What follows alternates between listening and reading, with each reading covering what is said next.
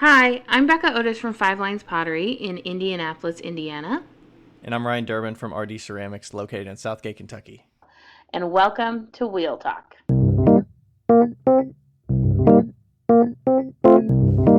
Hey guys, we've loved answering all of your questions so far. If you'd like to hear your question on the podcast, please send them to us on Instagram at Wheel Talk Podcast or by email to wheeltalkpodcast@gmail.com. Thanks.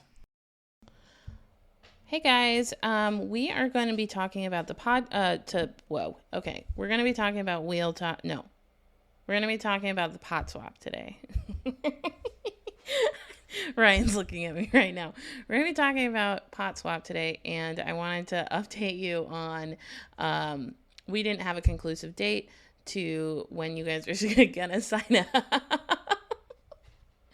and um, and we have chosen the date October 16th is going to be the official signups. If you participated last year, you will get an email a couple days before, so you have a little bit of a jump start on that. But if you did not participate at all, they will be October 16th, and we are accepting 1,000 people this year. So there should be hopefully plenty of space. I mean, I don't know. It's our 5th year, so we're going strong this year, hopefully. Yeah. Anyway, enjoy the episode. Sorry that I'm a hot mess. It's 12:04 p.m. So a.m. I guess. Anyway, bye.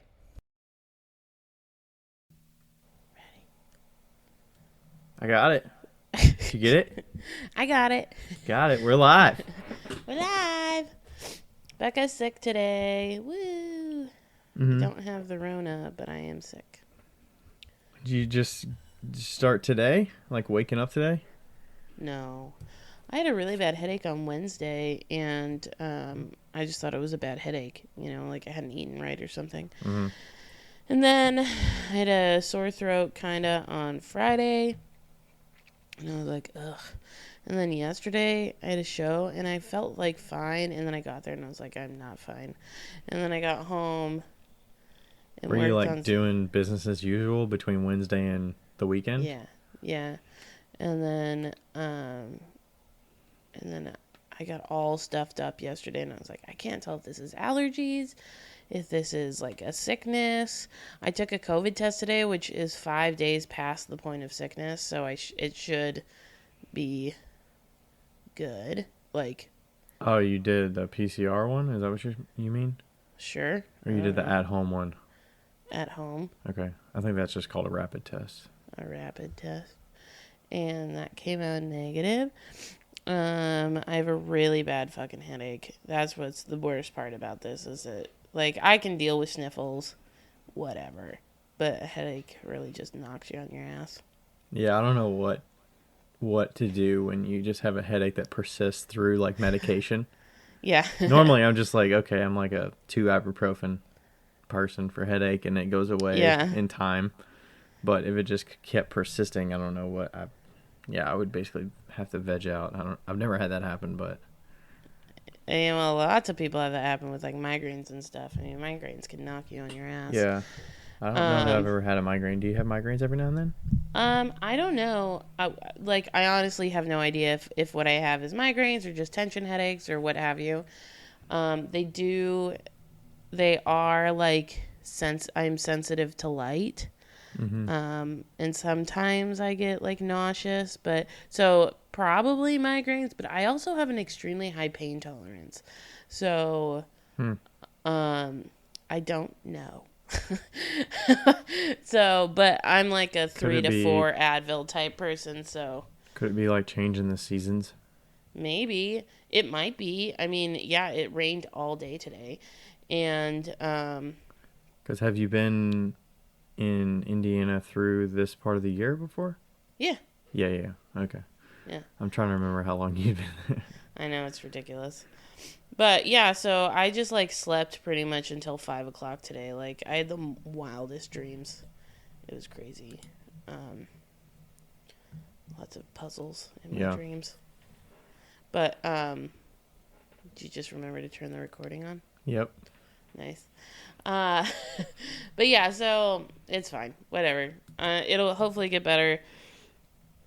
I don't see anybody anyway, except for going to like shows, and I saw nobody there anyway. There was like nobody fucking there, so. Yeah. You had a show this weekend. How was that? I did. Bellevue Art in the Park. It was, it's down the river. It was my 6th time doing it. Wow. It was my 3rd show I ever did. So back in 2016, it was, I think it was technically my first show that I did in Northern Kentucky. Yeah. Back then. And that was one of the 3 shows I did in 2016 to start my selling career. Aww. Yeah, 6th time doing it. I feel like it's kind of like plateaued a little bit. Yeah. Like I kind of know what to expect. Like I know I'm going to sell over 1,000, but that's about it. It does like ebb and flow a little bit with if the weather's like kind of tricky. Yeah. That can definitely have an effect on it. So, it's kind of a roll of the dice sometimes with that show. But I sold 1,600. Damn, which was nice. good for a 1-day show. I know you already told me this, but I completely forgot what you said, so I am genuinely surprised. Yeah. I think last year I sold 1,300, 1,200, okay, something like that. I think I recall that, yes. Yeah. I think I've been kind of hitting around 1,000, a little over 1,000 the last, few years. So, and then we've had some in there where it's rained torrentially and they like moved it to the parking garage and it was like terrible sales because people didn't want to come out even though it was dry in the show. And then there's been days that it just rains a lot. But I would say if I didn't have returning customers, that would be a little tougher of a show. Yeah, for sure. Like for new people doing it, I mean, for new people, it's not as bad because the booth fee is pretty reasonable. I think it's like $75 for the booth for a 1-day, which is pretty good. And for a 10x10, and there's not a ton of art. I think there's about 60 artists in it. Okay. And there's a good mixture of like fine art and craft. I wouldn't say it's like top tier art show of Cincinnati, but it's like I would say it's like a mid-range like art show. Arts and craft show. It's like an art show where normal people can go and buy art. Yeah. Like you're not going to see a bunch of like huge canvas paintings and huge like, awe-inspiring like paint drawings or like prints of photography and stuff. You're not going to see $1,000 pieces there. Right. So, yeah. I'm considering whether I want to do try out a different one next year, maybe, because there are some other ones. If you do, then I'll take your spot. I'll just go up with an RD ceramics sign and then have my own work. Perfect. I feel like you could do that show and like you probably wouldn't do that bad because your price point's like a good spot. Yeah. I am going to raise my prices a little bit soon. Yeah. Once the farmer's market is over, prices are going up. Are you doing that just because you're not going to be selling as much? So you want to make it worthwhile when you do? That, but also, I think we kind of talked about this last week also because, like, I'm not, like, when I started doing, like, shitty cups and stuff, it was because I was just doing it on the side and it was fun and, like, and now I kind of have to, like, pay bills. Mm-hmm. Yeah. Which kind of sucks. Like, it won't go up a lot. I'll probably just move them up to where they used to be. Yeah. $20, like $3 to $5 raise. It's not going to be like a significant. It's going to be very insignificant. But. Yeah. And then the only other thing from the show I got, they have fine arts and fine crafts categories. Okay. I think it's pretty split. There's probably 25 craft or 25 fine art, and then there's 35 or so craft. I think there's a few more craft. Yeah. And there's probably 7 or 8 potters there. And I ended up getting honorable mention in fine craft. Hell yeah. So I think the way they do it is first and second get a ribbon, and then there's an honorable mention. So I don't think there's technically a third place. I think there's first, second, honorable mention, which is kind of weird. But there's not really a ton of artists, so. So you're the loser of the winners. Yeah, I'm like, hey, I got recognized. Yay! So, yeah, and I got a check for $55. So. Oh, what? Yeah. So you got your booth fee back. Yeah, just about. Or my booth fee for next year, yeah. Hell yeah. That's what they should do. They should just, instead of giving you a check, be like, you can have a check for money, or just like pay for your booth fee. I believe that's what they do if you win first place in fine art and fine craft. You get, I don't know if it's a check as in what a booth fee for next year would cost, or if it's like you automatically get a paid booth fee. I think that's what it is. Maybe a check, and a check. Because, I mean, they want you to come back anyways. For sure. Because I think they also have like a poster contest where they have artisans create posters or whatever, or they pick a like specialized thing to feature for their artwork for the year. So they end up typically having that artist in the show. So I think that person also, if they get selected, they get a booth fee or something like that. Yeah. That they use for the advertising. It's interesting. Me and Taylor, Taylor from Backyard Kiln, we're talking about how, because I was like, oh, I did fucking terrible at the show that I did yesterday. It wasn't really a show. It's just kind of like a pop-up. And I made like $100 because nobody came. Literally, like, nobody came. It wasn't $100 total. And what'd you pay for the booth? Like $50. Uh-huh. Which is ridiculous. I thought it was $25 for some reason. Absolutely not worth it at all. Wow. And I don't know. How many were there? Like, how many vendors were there? Was it just there's too many vendors for the amount of people coming? That's even the same thing too. Like that's a lot of it too. Like there was like 1, 2, 3, 4, 5, 6, 7, 8, 9, 10, 11, 12 vendors, but like 4 vendors didn't show up. There was like 4 tables that had like signs on them, and they just didn't fucking show up. Oh gosh. Like that tells you how serious they take it, right? Right, like fuck you, man. And then and it's in this like distillery, and it's in this distillery building, and they didn't even open up the door. Like, okay, retail, doors closed, stores closed. Like, dude, open up the fucking door and tell people that like you can go inside. Like, I know you have AC, the door but to that the doesn't show matter. Or the door to the door to the show, it was closed, whole. And I didn't want to be like that like person that was like, yo, can we fucking open up the door? And it was really chilly in there too. But yeah, like they didn't. So they would have had to make an attempt to come into the show. Right, it's like it was like kind of like an event center right next to this distillery, essentially. And if I'd gone into the distillery, I'd have never even known that there was people next door. Like, never even known. And so... By distillery, you don't mean like there's like a bar serving drinks. You mean like they have tours at the distillery? Or they actually have like... No, it's a bar serving drinks. It's... Okay. Yeah. Do people frequent that a lot? I think so. Or they would have to like... Because I would feel like a distillery is way less foot traffic than a brewery, for instance. I think this one has a fair amount of foot traffic. They do have food, and they have really good drinks and stuff, and it's pretty popular. Okay. So, but yeah, it was just kind of like, and then they were like, well, maybe you should come down to Louisville, and I was like, maybe I fucking should. And then we were just talking about it, and I was like, maybe it's just fucking indie. Maybe it's indie. Like, I know that Rebecca does pretty well at some of the shows that she goes to. And I know that some people do pretty well, but like maybe it is indie. Like it seems like you have zero issue selling in Cincinnati, like regardless. Do you think it's just the overall general like support for artisans and art and stuff like that? Maybe I don't know. Doesn't have as big of a I want to say following, but like as big of an appreciation. Maybe I do feel like the more southern you get, the better appreciation they have for arts. The thing is, like, I don't even feel like Louisville I get as good a support as I expect to.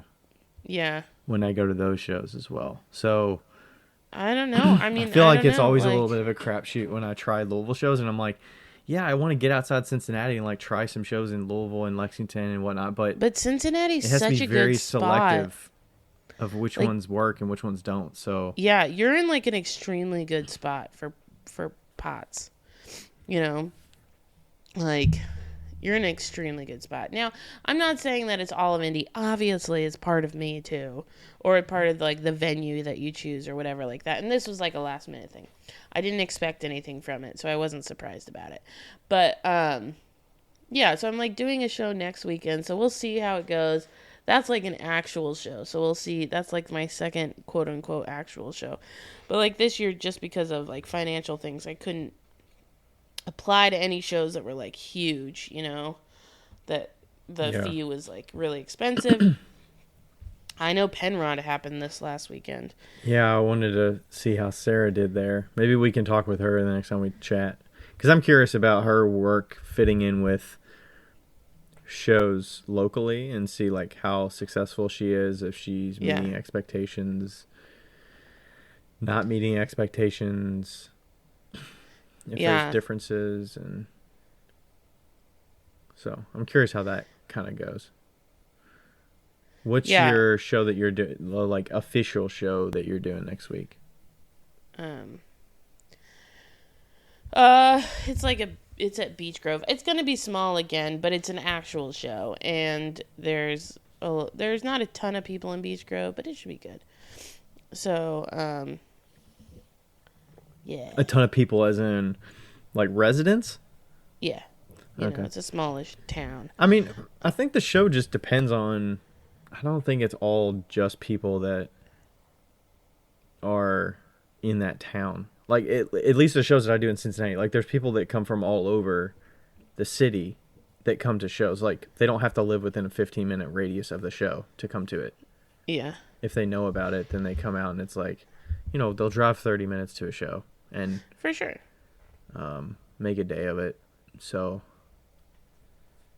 you know, one thing that was cool, there was a customer of mine that has bought things on Etsy that actually lives in Florida, and her family lives here, or she has I think her son lives here, and she came to visit, and she came out to see me at the show, and like introduced herself and said like, hey, I bought stuff from you online, it's nice to see your stuff in person, and you know, make that connection. And I didn't know her name until after the show, and she like wrote me on Instagram. I was like, oh, that's who you were. Okay. Yeah.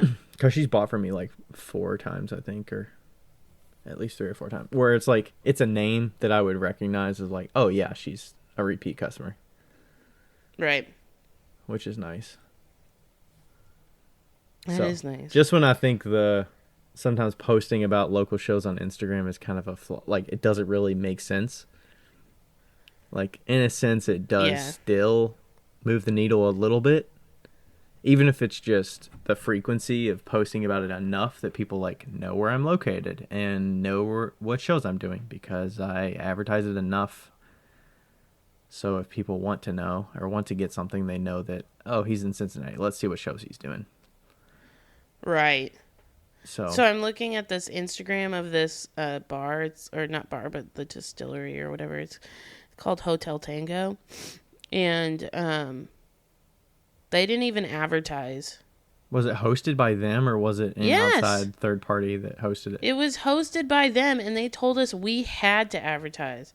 And they didn't even advertise anything. They just, like, I'm looking at their Instagram, and I actually looked at their Instagram to see earlier, and I was like, oh, I guess I'm not, like, you know, I guess it's not this place, you know? Places like that, I feel like I even have to ask them, like, hey, can you let me know if there's going to be a Facebook event created for it so I can add it to my page? I would love it. It's kind of like a nudge for them, like, hey, you should create a Facebook event for this if you haven't yet, because that's automatically going to like remind people and all that stuff. So that's a bare minimum, and then they can post it on their own page. People can share it. Artists that are in it can talk about it.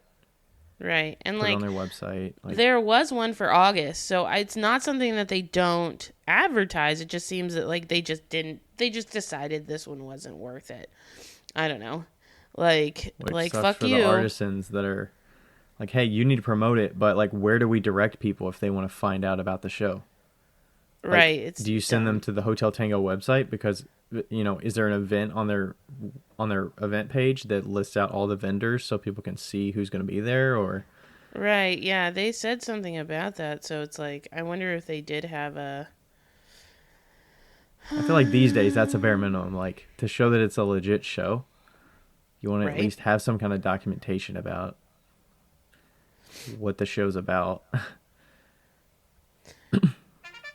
Oh shit. Okay. So. Yeah, for sure. I don't know. I mean, events. How are you typically finding out about the shows that you're getting into? Is it always secondhand from Rebecca? That's like, hey, I've done this before. Can you do this? Sometimes like that's the hard part is that like I looked on Zapplication and there's none in Indy, and like the closest one is in like. I think they have Penrod and probably is Talbot the other big one. I think so, yeah. And like the closest one is like, I don't know, in Columbus, like for the next 5 months, you know, and yeah, there's not that many from when I've looked to. Yeah, so specifically, like this one was like, hey, I got this email saying that we needed a few more people, and Rebecca had done it in the past, and she made like $500 in like 4 hours, so that's worth it, right? And like the booth fee's not that much, yeah. Yeah, and so it was worth it, and then like she did it again, or I don't know if she did it again, but. Then she couldn't do this one because of the storefront, and so then she sent it to me and recommended me. Yeah, so it was just I was gonna sign up for October, and one of my friends actually ended up doing that, and I told her I was like, it's kind of shmeh. And now I'm glad that she never got back to me about signing up for October because I'm not fucking doing it. So, yeah, like if you're not gonna promote your stuff, like I fucking promote it, and I know nobody in Indy, like nobody in Indy follows me on Instagram. Well, very few people in Indy, but I will say that I did meet one of my Instagram friends because she does follow me, and her friend and her sister owns a vintage store out here, a vintage furniture store in Indy. Oh, nice. So yeah, I don't know if she'd want me to say her name on the interwebs, but it was really nice to meet her officially. Yeah. So that was cool. Yeah. Yeah, I feel like if I'm asked about a show that I literally know zero about, well, first I'm going to be reluctant because I'm like, how far out is it from the show? Even if I did have a free weekend, like, let's say it's like 3 years ago. Yeah. If you're just starting out, like, I would still say you should be a little picky about what shows you do. Yeah. Think about how far out is it from the show. If it's within like a month or 2 months from the show, they should already have vendors. They shouldn't be seeking out vendors that close to the show, in my opinion. Right. If they are, then they're trying to fill their quota of how many people to make it happen. And then I would probably look up, if there was past events for this show, I would look up and see what other vendors were in it. Maybe look up their socials, see what they make, if they're kind of like in that vibe of what I make, and if I would fit with the customer base. Yeah. And then, see if the business has a Facebook that's hosting it. What kind of following do they have? Do they have a website? Do they post their events on their website?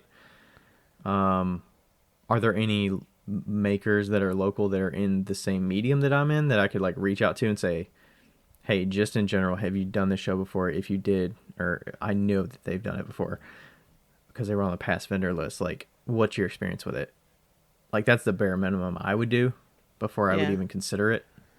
Well, and like this one, like I said, I had like, I had the reference, and if I had made like $300, I would have been fine.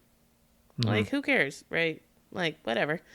But yeah, now I'm pissed that they like didn't even like advertise it at all, and makes me want to send an email. And I'm not like one of those people that's like, hey, you totally fucked us over. Maybe I would. I mean, you could probably email it objectively, like, hey, I sold at your event on Saturday. I was a little disappointed with the results I had. I understand that some of it comes down to how much I can advertise, but I was a little disappointed that I didn't see any advertising. You all advertise on your social media or have a Facebook event for it, or I don't know if they had an event on their website, but like that's the kind of stuff that would be objective for them to help And maybe it was because their event coordinator like quit or like a month ago or something. Yeah.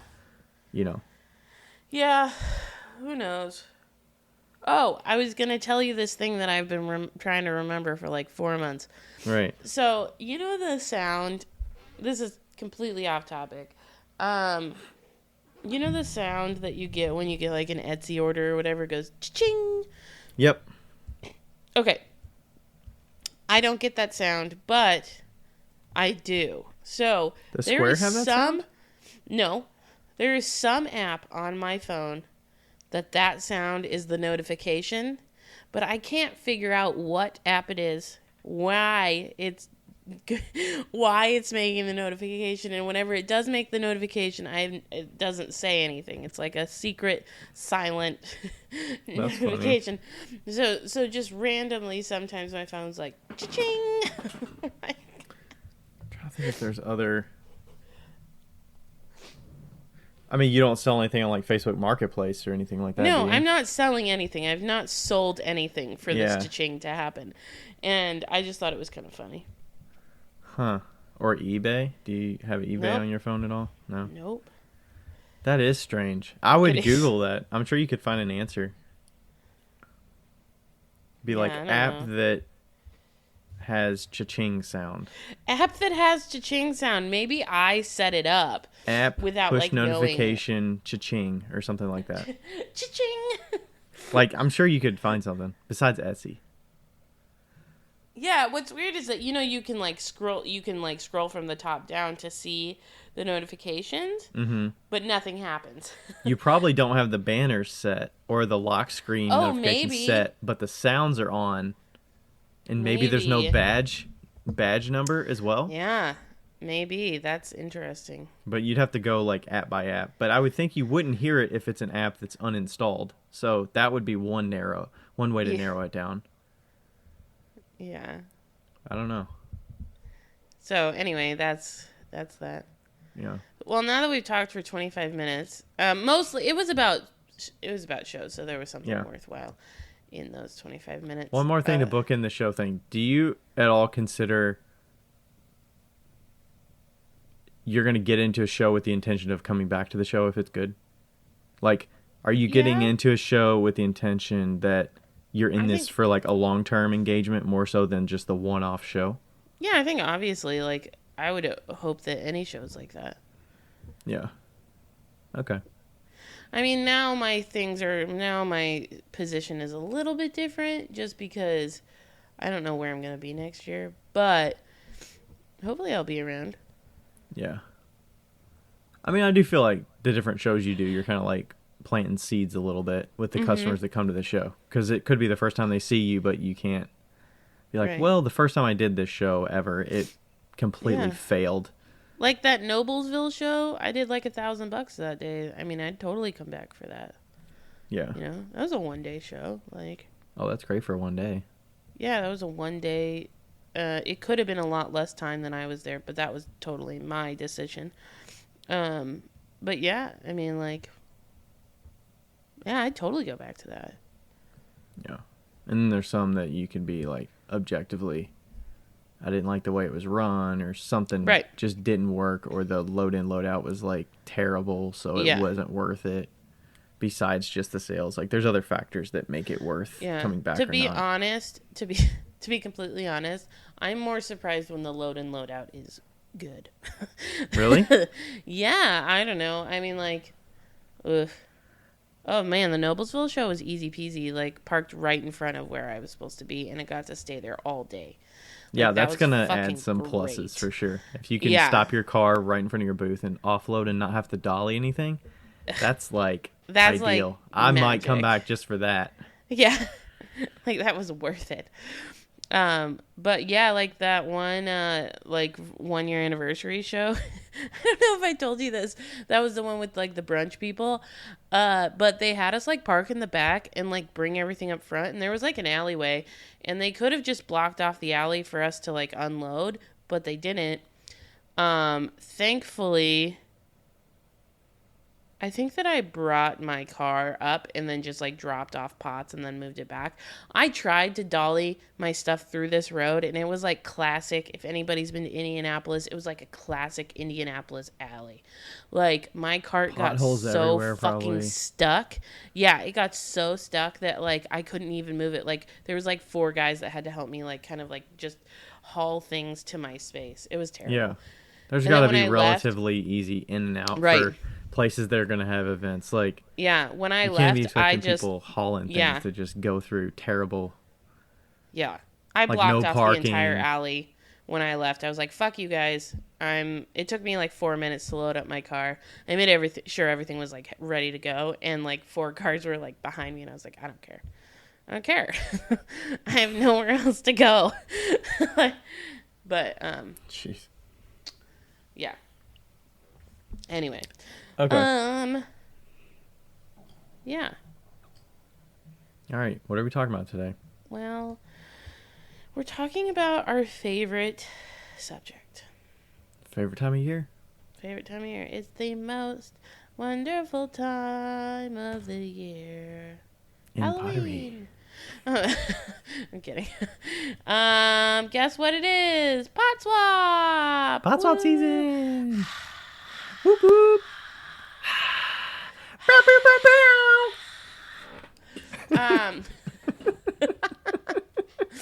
If anybody's been listening for a long time, you know that me and Ryan are not exactly the most excited about pot swap, but we do enjoy it to a point.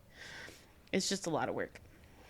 I feel like we build up that feeling up until it starts, and then when people start sharing and then we're like, oh, this appreciating is so much it, we're fun. like, we love okay, it. this makes it worth doing it, you know? That's so true. It's like anticipating something that's so terrible and then doing it and being like, this was easy. But I think we've went through the worst years that have been. I agree. And not worse as in like people are doing terrible shit. It's just it's just a lot of work. Yeah, under what is the word? Under something.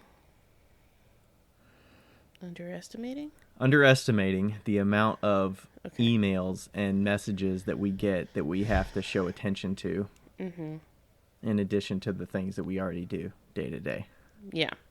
On top of it. Okay, so kind of timely. Yeah, so for all of the people that don't know at all what we're talking about, that are new to the podcast in the last year, Ryan, would you like to explain what pot swap is? Okay, short and sweet. Pot swap is a secret Santa for ceramic artists all over the world. Of all shapes and sizes. Yes. All experience levels. Entry levels, yeah. You sign up. You send a piece to somebody. You get a piece back. Most likely from somebody not from else. The person you're sending to. Yeah. And that's it. That's it. That's the basics of what it is. Yeah. There are some details in there of, putting some specifications of I do not want to ship international, or I'm willing to ship international, or that's pretty much it, honestly. Yeah. You have to sign up within a certain time. Yeah. We only have a certain amount of spots, limited spots. Last year we had 750, I think. 700? I think it was 720. 720? I think we're going to cap it at 700, and then we ended up getting some more people at the last minute, and we were like, well, we're not going to turn them away. Yeah. What do you think is our cap this year? We haven't even talked. By the way, we haven't even talked about this. We've talked a little bit, but really this is the first time that we've really officially talked about it. Yeah, we thought that we would just leave it over the interwebs. I believe the year before that we were at 500, correct? Yeah, we were at 100, 250, 500, and then we were gonna do 1,000 last year. No, I thought we were gonna do 600. Oh, we were going to do 650, and then we ended up getting more, and then we were like, let's just go to 700 or whatever. Okay. Yeah. I mean, I personally feel like 800 is not enough to go from 720 to 800. And then I'm like, well, if we went to 900, that would just seem weird. Because it's 900, which is almost 1,000. We might as well just go to 1,000. But then I'm like, what issues do we open up opening it to 1,000 people versus 720 people? I don't think you have any more issues than 720. Lloyd, what the fuck? I have the good cat over here. She's laying right here. Aw, Marbs. Marbs is my sidekick that's laying very nicely. Lloyd is such an attached cat. He's like my lap dog. Yeah. And just like Marble. And whenever I'm sleeping, he has to be touching me. So like reach out a paw and he's just like touching you with one paw. No, like he like snuggles his butt up to my legs and like sits like half on them and half off. Mm-hmm. So like, and then Babs is usually on the other side, so I'm completely smashed in between the two of them. That's anyway. Like Autumn will snuggle up in Rachel's. I call it her crook because she will lay on her side, and then she'll like snuggle up into a ball like between like her butt and her back of her knees. Yep, that's what Lloyd does. Mm-hmm. Yep. And then sometimes she'll do that to me too if I will spread my legs a little bit and she'll just nestle right between my legs. Mm-hmm. It becomes very frustrating when you wake up, but other than that, it's fine. Yeah. And then Marble will just plop down on my chest right before I go to sleep. Right, because Marble's Marble. Yeah. Okay. So what do you think for number? I mean, I feel 1,000 is fine. Okay. I don't think we're going to run into any more problems than we've run into in the past. Now, let's talk about the problems that we've run into in the past. Okay. So that we have like full disclosure of what you're getting into as a pot swap participant. First of all, last year we have had to 86 a few people from pot swap because they never sent their pieces. Yeah. And we had to start a list. And so those people will not be participating this year. And we do not tolerate shittiness. So yeah, like if you sign up for something, it's voluntary. You decide to sign up. You're excited about it. I get it. And you say you can do it. If something comes up, and we didn't just 86 these people because the person that didn't get it told us they didn't get it. No. They also didn't get any kind of contact from the person that was sending to them. And we've given them ample information to contact the person they were sending to. I get it. You feel like you have to put your tail between your legs a little bit and say, I'm sorry, I couldn't do this. But you kind of have to... But also on the flip side of that is why we have a fund of some money and potters that are willing and happy to send pots to people that just never receive something.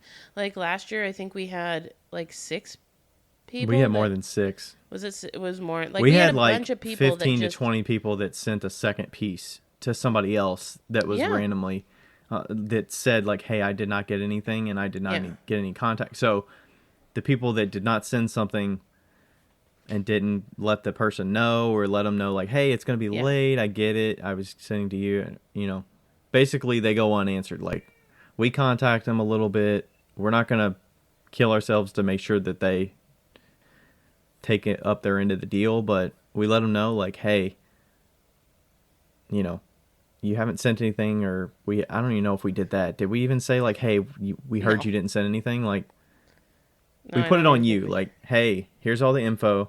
And then at a certain point in time, we let all the receivers know, here's the person that's sent to you. If you didn't get it yet, please reach out to them and say, hey, can you give me an update? I haven't received anything. I just want to make sure, which kind of puts him in a weird spot being the receiver. Like, hey, you didn't send me something yet. But we can't manage emailing hundreds of people. As we've grown to be bigger, when it was 100 people, it was a lot easier to manage.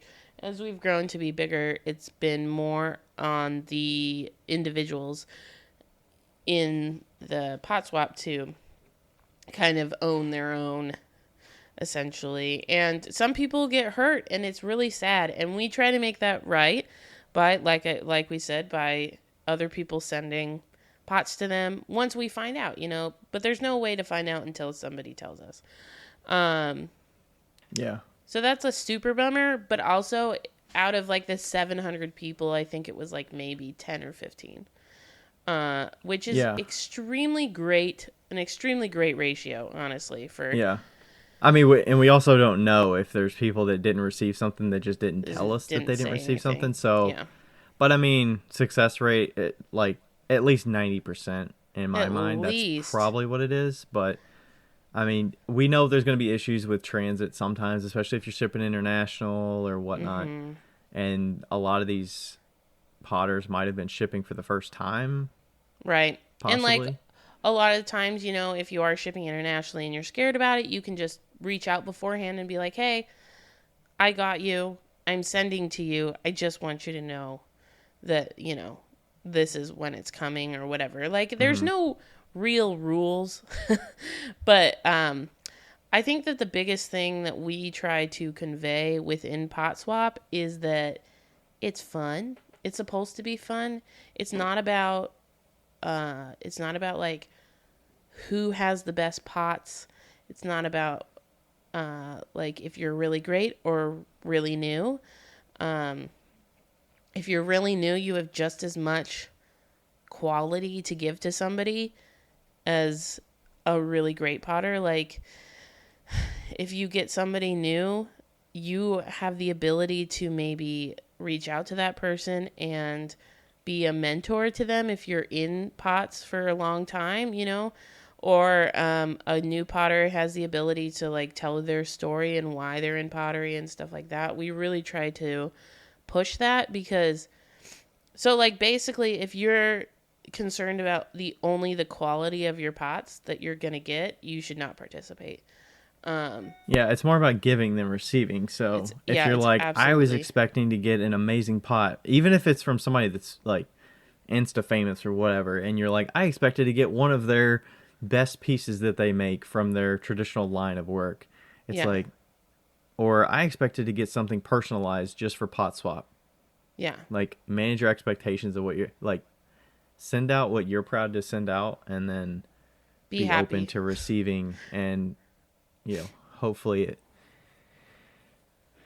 I wouldn't say meet your expectations, but like be open to receiving something, whether it meets what you expect it to be or not. Yeah. You know, it's more about the thought that counts in the simplest form, I guess. But yeah, and it is like in the very base form, like we want this to be something that it's not about just what you get, but about the connections that you can make, you know? Mm-hmm. We would have never met Josh if it hadn't been for Pot Swap, you know?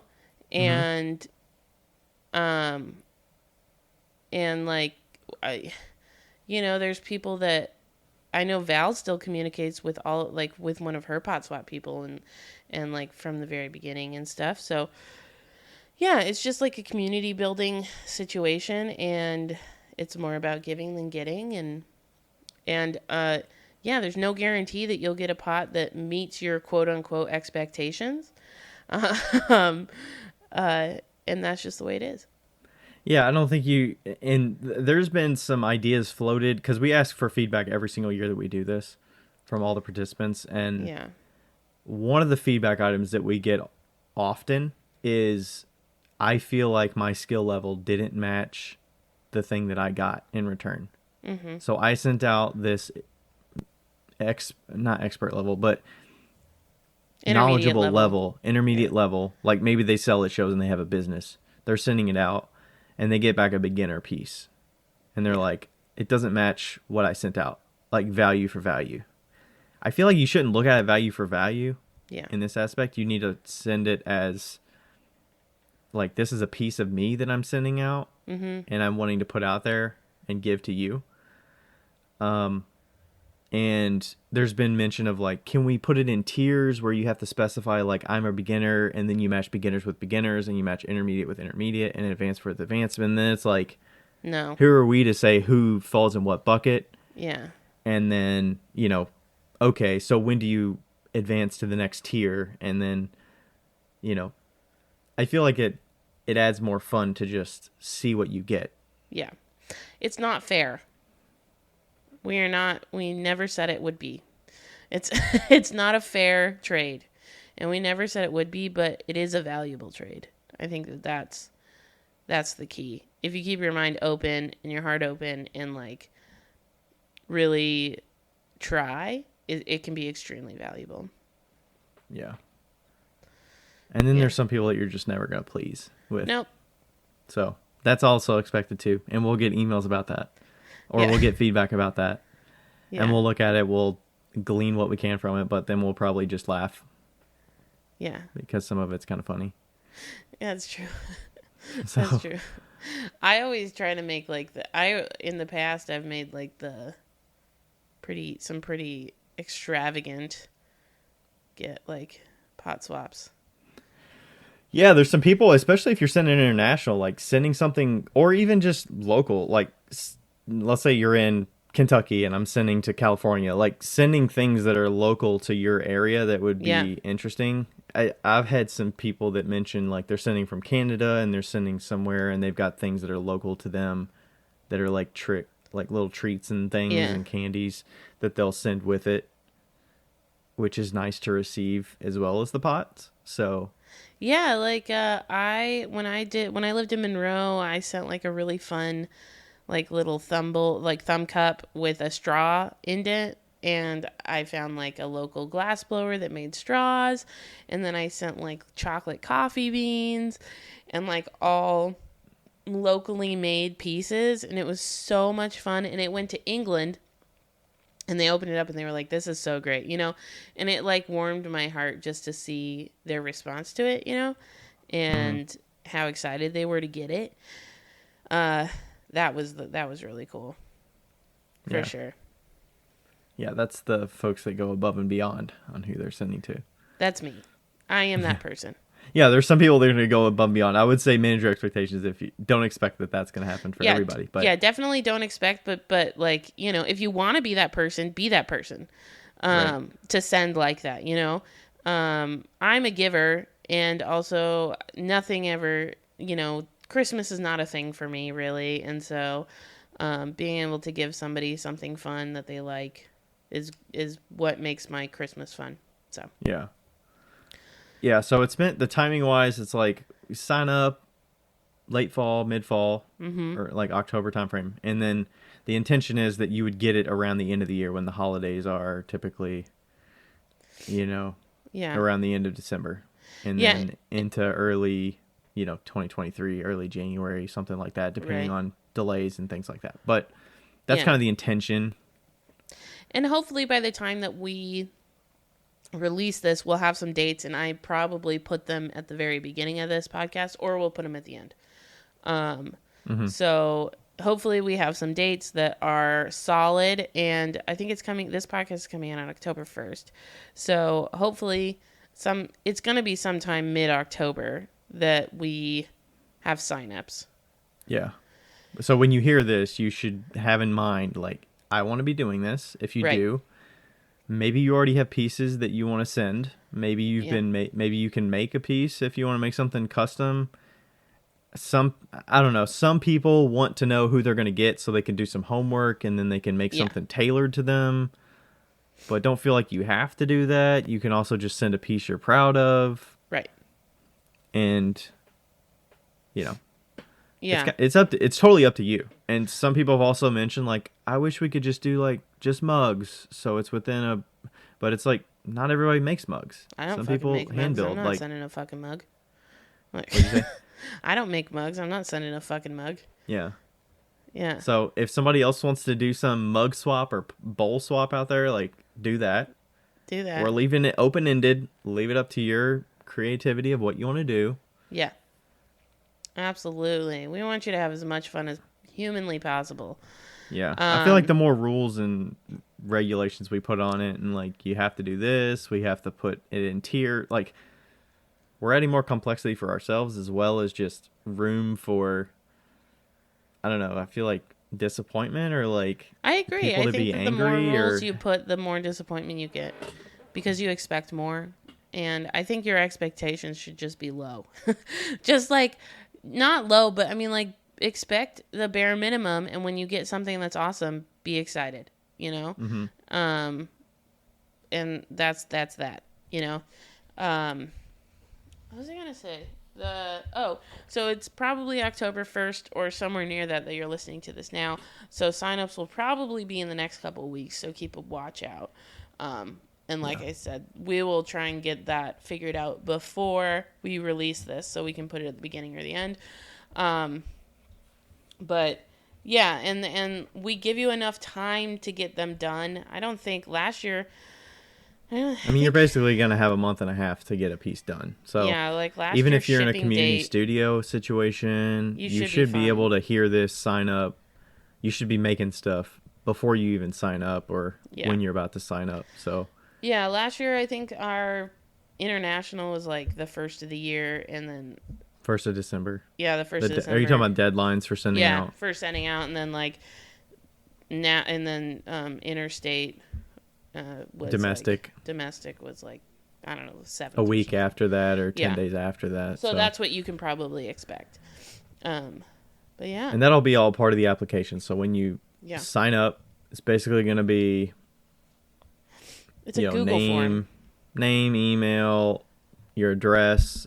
Obviously be specific about your address. Some people are going to leave off their city, state, zip code, everything. They're going to put a street address, and we're going to have to play Adrian Monk and figure out where the fuck that is.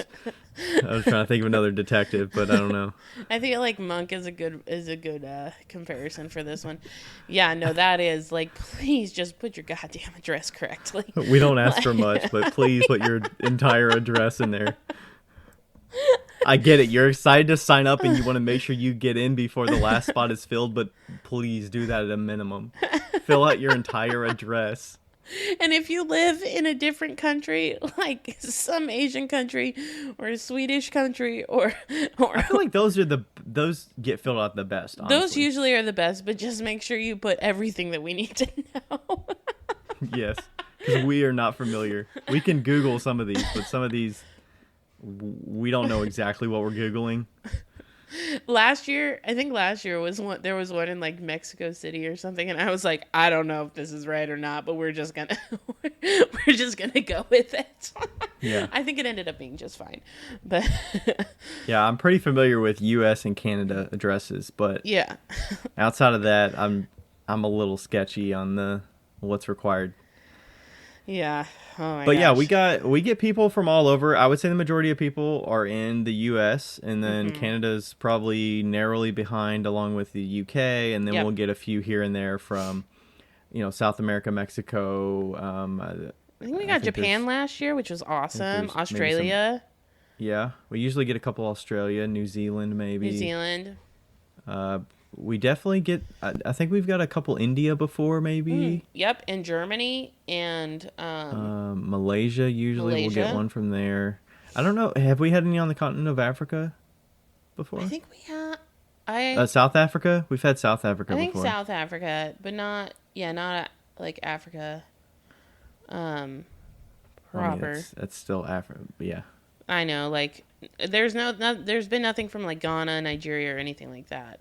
Yeah. And then we'll get a few around Europe, like some Germany and Spain. Yeah, and Sweden and oh yeah, Norwegian, which is cool. I think that's the coolest part is just to see how these like different Switzerland, different countries are like. There's usually just like one from each country, and I just think that's like, wow, how did we reach them? Right. That is interesting. Yeah. Oh, also, we will ask for volunteers if people want to volunteer. So, if you like, we typically have a team of about 10 folks. Yeah. And what do they mostly help out with, Becca?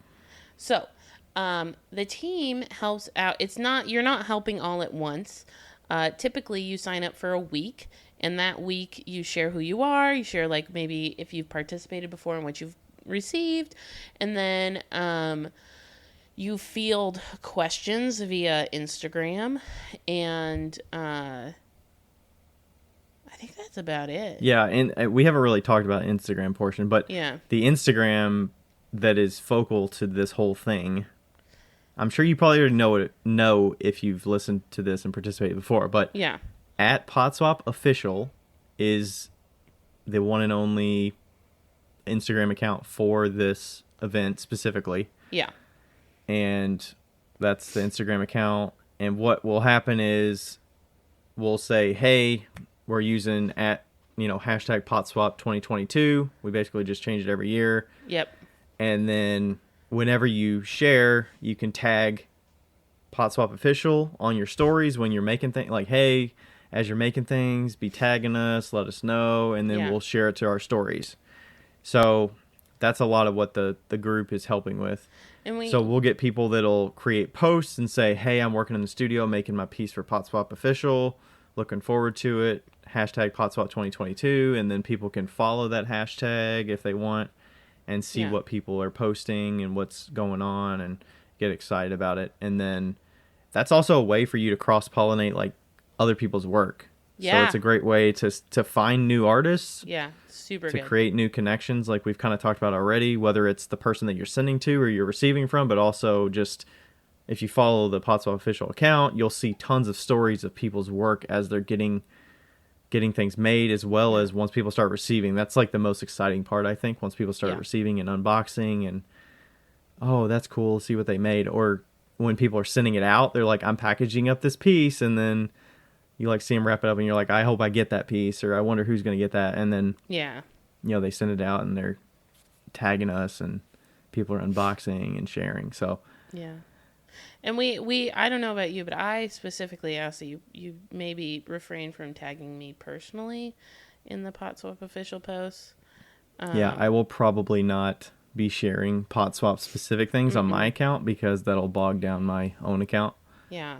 You can tag us and say like thanks for hosting and whatnot, but we just won't reshare it. Like it's just because it has gotten so big that it's a lot for us, and that's why we have the team and that extra Instagram and an extra email.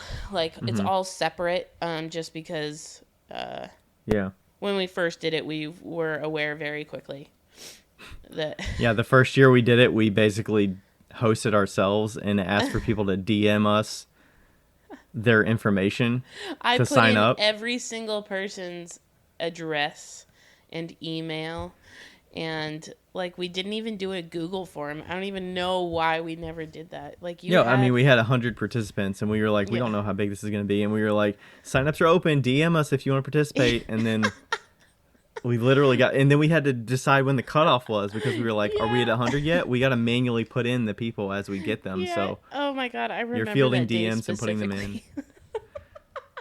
That was horrible. It was horrible, but it was good too. Like it was so exciting. It was like we thought we'd get 20 people, Yeah. And that was probably getting people signing up on our personal accounts, I think. I think I would get DMs when I like posted it. Yeah. And then you would get DMs. So you had to put your list in there and I had to put my list in there. So we had to like see like what numbers we were at. Yeah. And then I don't even know if it was the second year that we created the PotSwap official account, but I think we might have created it the first year and like got most of it from there, but I don't know for sure. I can't remember. But it wasn't one central account when we started. So, and I think this is our official 5th year that we've done it. Yeah, it's grown so much, and I know that so many people get so much like value from it. Yeah.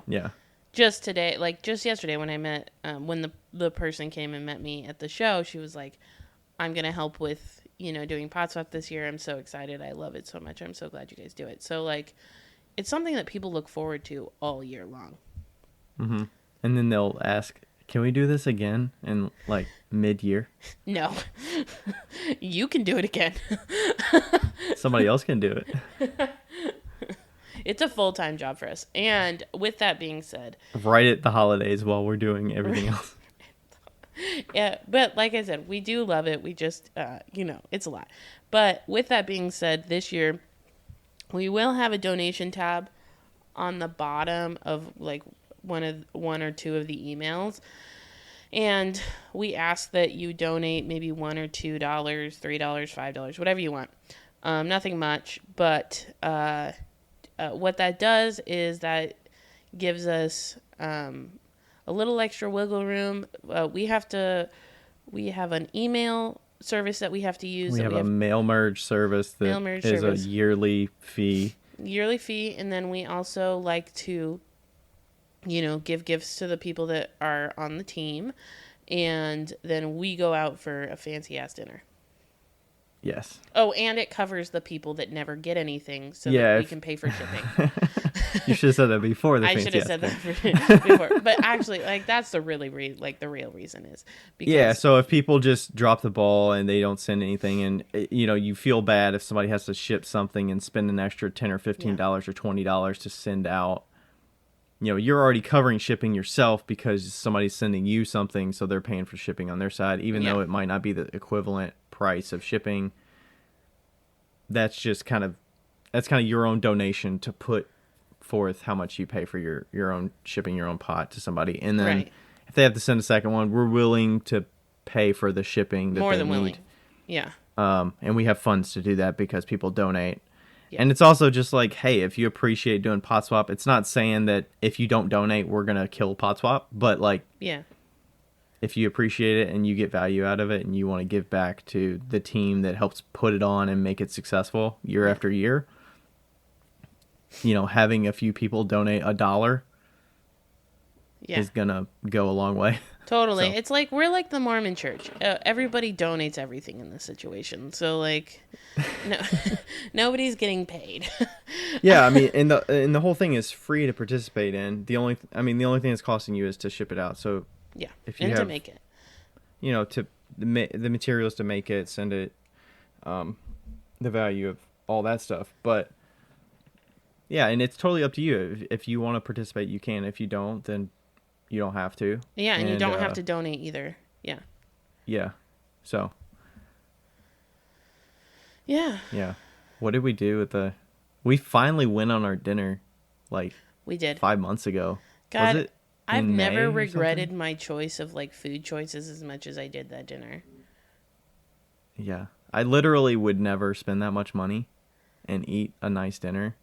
Never. On my own, unless my company's paying for it. I feel like I should say this. The reason that I regretted my choices was because Rachel ordered something that was so much better than mine. What? Yeah. Because, she had a lot more food than you did. Her pesto was delicious. It was so good. And I'm like, I can cook a steak. I don't think I can cook a steak, but... Anyway, we went out to this wonderful dinner, and it was a blast. We had a lot Becca, of fun. myself, and my wife, Rachel. Yep.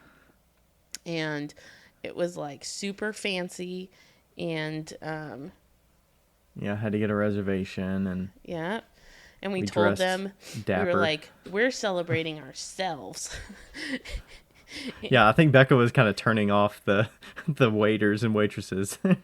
I disagree. I got us a free dessert, okay? Thank you. Yeah. Well, that waiter number 1 was chuckling a little bit, but he was probably like, all right. Okay, whatever. Yeah. Okay. I got us a free dessert, and we got sorbet that was half melted. The freezer broke, and we got the sorbet that's left. Yeah, I was like, what's that? And they're like, well, our freezer broke. And I was like, that's okay. We'll take it. We'll take it. And the best carrot cake. Oh my God, that was so good. And big. Yes. That was good. And then Ryan got a steak, and I got a steak, and Rachel got pesto. Yes. And everybody finished about 20 minutes before I did. Which is normal, because Ryan has to chew a lot. I have to eat slow and savor it.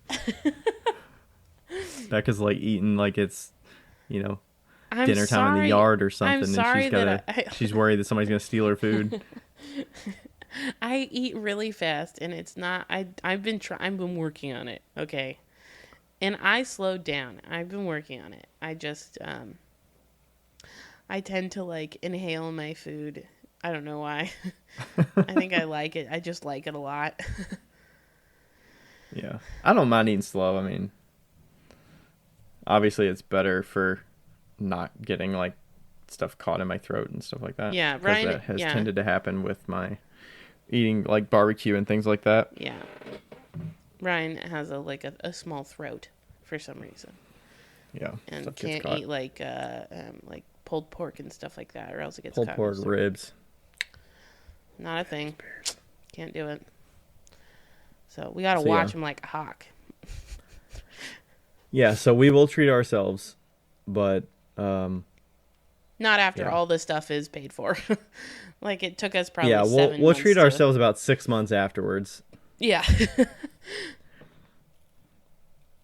And I'm trying to think of what else we should tell people about.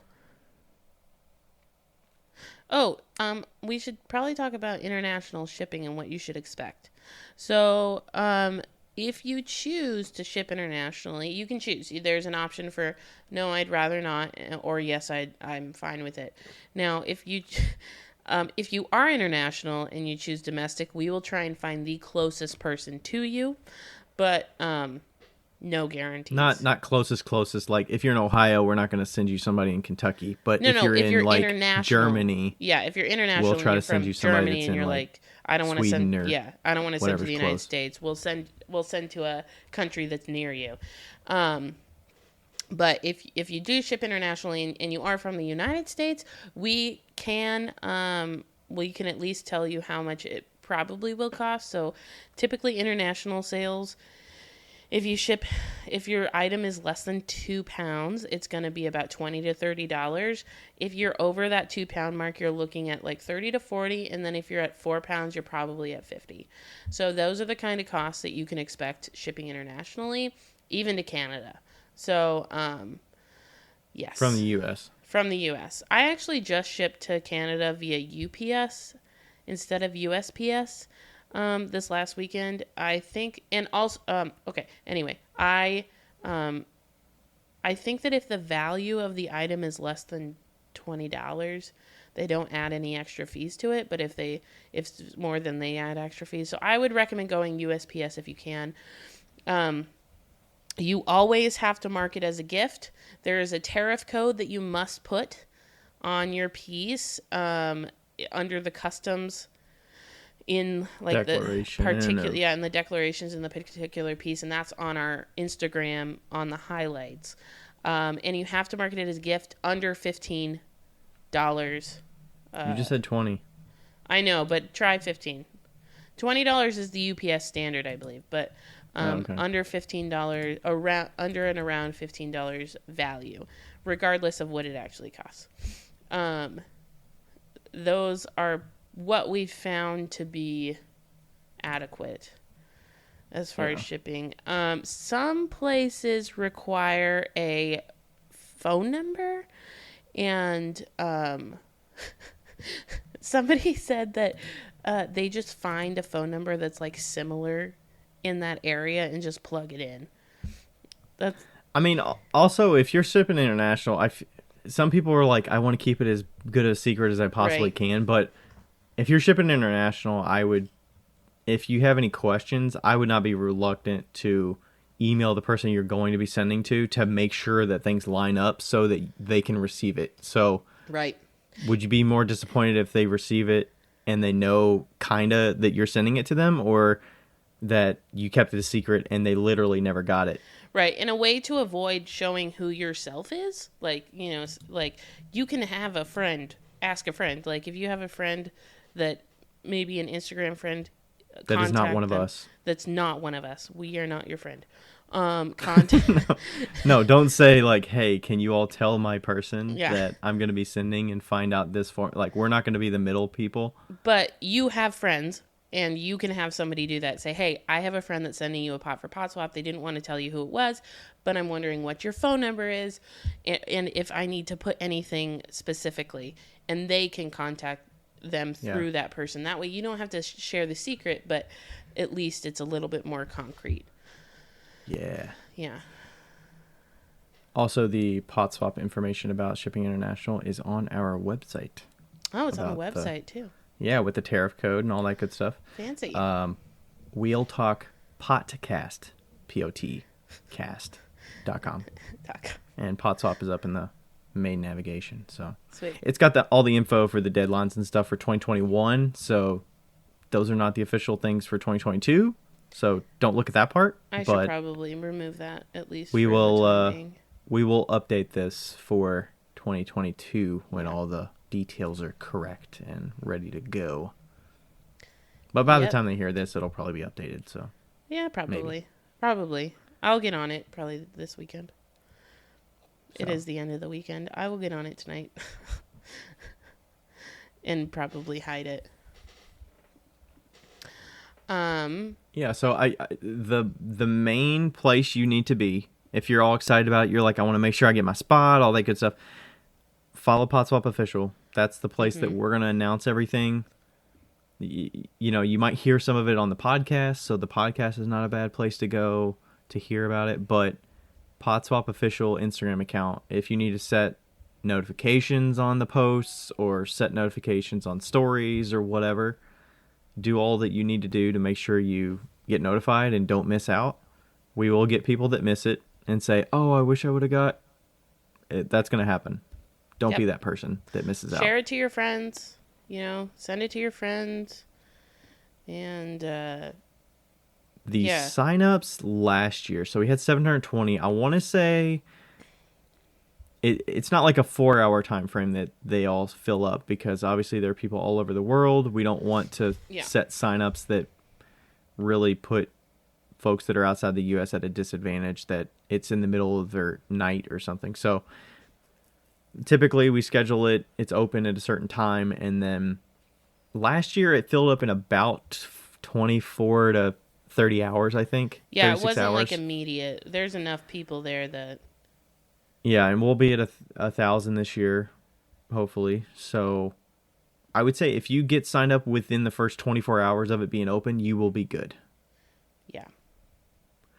And then the one other thing to note, that you might want to do this, if you've already joined, you will get a head start, because past participants, I'm assuming we're going to do this again, right? The past participant.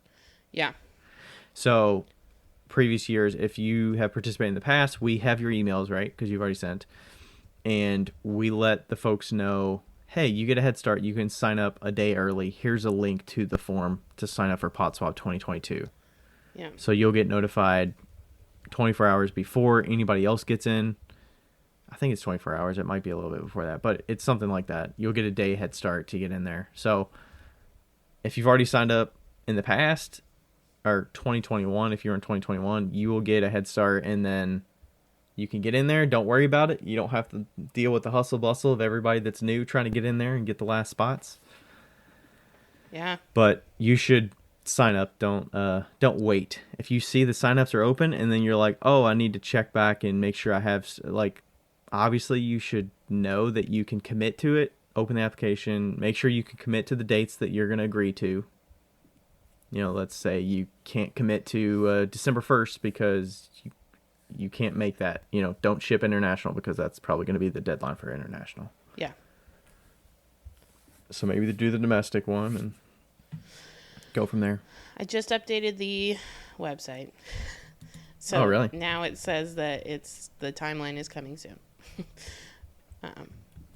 There we go. Okay.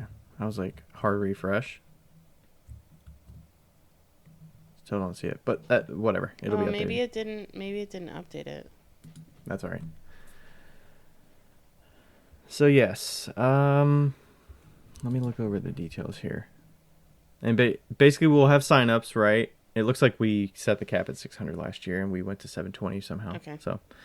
So we'll have the signups, and then once you fill out that form, if you get the form filled out successfully, you submit it, you're in. You don't have to follow up and be like, hey, am I in? Did I get in? Did I get in time? If the form is up and you submitted it, you're in. Yep. And then we'll send out emails to everybody that's in and say, hey, you're officially in. Congratulations. Start making stuff. And then we'll send out assignments about 2 weeks later, because we have to do some mixing up and shuffling and making sure that people are matched with the right areas so that they're not shipping international if they didn't want to, and all that good stuff. And then you can go from there. So yeah. You'll have your person, and then we'll send a reminder a few weeks later as we get close to the deadlines and say, hey, we're getting close. Just so you know, send out by this date, depending on where you're shipping it. Yeah. And that's pretty much it. We're not pestering people to send it out. We're not going one by one to make sure who sent it out, and you need to tell us once you've sent it out with the tracking. Like, we're not going to those links. You need to take care of all that stuff yourself. Yep. And if you can't meet those commitments, then you need to tell the person you're sending to that you're going to be late, or what's going on. Yep. And I think that's pretty much everything. So yeah, sounds good to me. And we will reveal who you got partnered with. We won't send a list to everybody of what everybody got, but we'll send out a list of, hey, you are the receiver from this person. Here's the info. If you haven't got it yet, reach out to them. Here's their email and their Instagram name. Mm-hmm. Yeah. So you can reach out if you need to. Yep. Can I do a little plug? P.S. Sure. By the time this is out, I should have T-shirts up on my not on my Instagram, on my Etsy, because I made You made an Etsy shop? Well, I've already had an Etsy shop for years, but I reopened it and put these T-shirts on it because you can put them through the T-shirts, and they're made in a company in the United States and sent out. So it's made to order. So what's the Etsy shop? What? What's the Etsy shop? 5 Lines Pottery. What else would it be? They're already on there? There's 5 on there, I think. Okay. But I just had them send me a sample of one, and you can get them in different colors. There's different colors, and yeah. Anyway, I'm trying to save up money for my van, so I'm hoping that some pottery T-shirts and maker T-shirts can help with that. So, some passive income. Yeah. Wow, yeah, it's been a while since your last review was from March 2017. Yeah, it's been a minute. Wow. It's been a minute. So. Nice. Sweet. Do you want to buy one, and then we should see how it works? The checkout? Yeah. Well, hold on. Do you have... I would update the photos so they're not just the white T-shirts. I'm going to. More. But I should get you one of the ones that you like the most, and then you can buy it, and I'll just repay for it. I'll just pay for it. I'll just give you $20. Sweet. And then you'll figure out the shipping and all that. Yeah, then we can see how it works and everything like that, and how it's... Heather Peach. That's cool. So so when the orders go through here, you have to manually go into the other site and submit an order? You know what? I don't know, because I haven't done that yet. So. Oh, okay. I don't know. Cool. So that's what you're going to help me with. Number 5, Lines Pottery. Yeah. On Etsy.